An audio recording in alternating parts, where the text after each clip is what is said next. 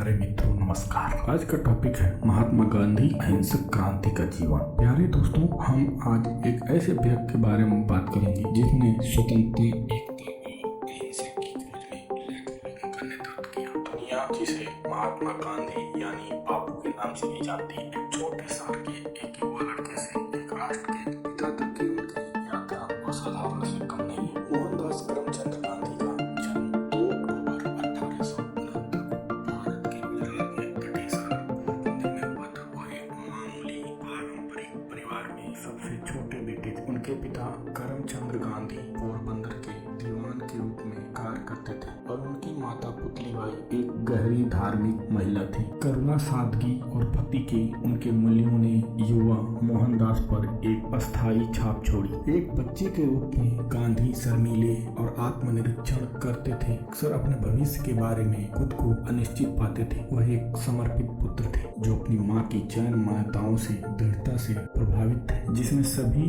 जीवन के प्रति सम्मान, शाकाहार और आत्मशुद्धि के रूप में उपवास शामिल थे। इन शुरुआती शिक्षाओं ने अहिंसा और आत्मानुशासन के बीज बोए जो बाद में उनके दर्शन को परिभाषित करेंगे। 1888 में सिर्फ 18 साल की उम्र में गांधी जी ने यूनिवर्सिटी कॉलेज लंदन में कानून का अध्ययन करने के लिए लंदन की यात्रा शुरू की। इंग्लैंड पहुंचकर शुरू में उनकी जीवन शैली और संस्कृति से अभिभूत थे। सफल होने के लिए दृढ़ संकल्प उन्होंने अपनी जड़ों को पकड़े हुए फिट होने का संकल्प लिया। यह तब की बात है जब उन्होंने पूरे दिल से शाकाहार अपनाया और बाइबिल और भगवत गीता सहित विभिन्न धार्मिक ग्रंथों का अध्ययन किए थे। लंदन में उनका समय परिवर्तनकारी था। वह विभिन्न दर्शनों में गहरी रुचि रखते थे। एक खोज जो उन्हें भगवत गीता तक ले गई, एक पाठ जिसका वह जीवन भर उल्लेख करते थे। यह इन वर्षों में था कि उन्होंने सत्य, अहिंसा और आध्यात्मिक अनुशासन के अपने आदर्शों को व्यक्त किया, जिसके बाद उन्होंने सत्य और अहिंसा कहा। भारत लौटने के बाद गांधी ने खुद को एक वकील के रूप स्थापित करने के लिए संघर्ष किए। 1893 में उन्होंने दक्षिण अफ्रीका में 1 साल का अनुबंध स्वीकार किए। वहां उन्हें प्रत्यक्ष रूप से भेदभाव का सामना करना पड़ा। डरबन से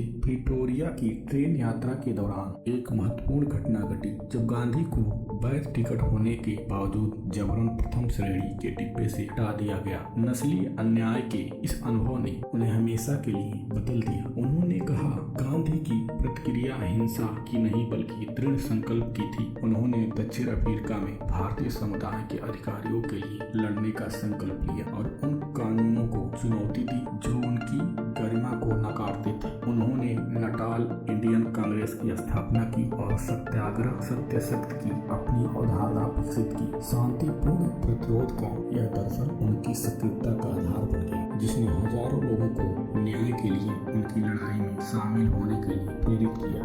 2 दशकों से अधिक समय तक गांधी जी ने अन्यायपूर्ण कानूनों के खिलाफ अहिंसक अभियानों का नेतृत्व किया। साहस, करुणा और बलिदान की मिसाल कायम। दक्षिण अफ्रीका में उनकी सफलता ने उन्हें मानवाधिकारों के संघर्ष में एक वैश्विक व्यक्ति बना दी। 1915 में 46 वर्ष की उम्र में गांधी जी भारत लौटे, जहां उन्हें एक नायक के रूप में बधाई दी गई। हालांकि वो भारतीय लोगों के सामने आने वाले विशाल सामाजिक, राजनीतिक और आर्थिक मुद्दों के बारे में बहुत कम जानते थे। उनके संघर्ष को समझने के लिए उन्होंने ब्रिटिश शासन के तहत गंभीर गरीबी और अन्याय को देखते हुए देश भर में यात्रा की। गांधी जी ने महसूस किया कि भारत की ताकत उसके गांवों में निहित है और उन्होंने लोगों को स्वराज या स्वशासन अपनाने के लिए प्रोत्साहित किया। 1920 तक गांधी भारत के स्वतंत्रता आंदोलन के नेता के रूप में उभरे। उन्होंने असहयोग आंदोलन का आह्वान किया, भारतीयों से ब्रिटिश वस्तुएं, संस्थानों और सम्मानों का बहिष्कार करने का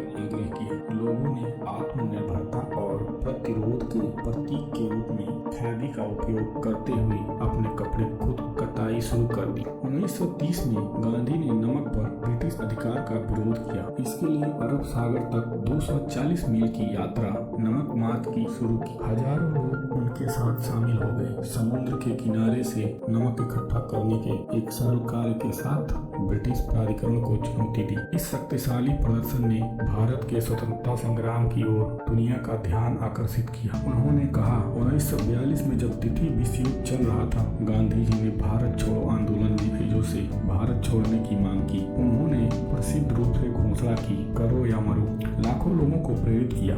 ब्रिटिश प्रतिक्रिया क्रूर थी। गांधी और उनके हजारों अनुयायियों को कैद कर लिया गया था। फिर भी आंदोलन ने भारतीय लोगों के अटूट संकल्प का प्रदर्शन किया। भारत ने अंततः 15 अगस्त 1947 को स्वतंत्रता प्राप्त की। हालांकि स्वतंत्रता भारत और पाकिस्तान के दिल दहला देने वाले विभाजन के साथ, जिससे हिंदू और मुसलमानों के बीच हिंसक झड़प हुई। गांधी रक्तपात से तबाह हो गए थे। 77 साल की उम्र में उन्होंने दंगा प्रभावित क्षेत्र की यात्रा की, उपवास किया और शांति की अपील। विभाजित राष्ट्र को ठीक करने के लिए अपनी जान जोखिम में डाल दी। उन्होंने कहा, हिंसा से घिरे होने के बावजूद गांधी शांति और एकता को बढ़ावा देने वाली अहिंसक में अपने विश्वास पर मजबूती से कायम रहे। उन्होंने कहा, आंख के बदले आंख पूरी दुनिया को अंधा बना देती है। उनके साहस ने कई लोगों को हथियार डालने के लिए प्रेरित किया। याचिका में कहा गया, सहिष्णुता के संदेश का विरोध करने वाले कट्टरपंथी नाथूराम गोडसे ने 30 जनवरी 1948 को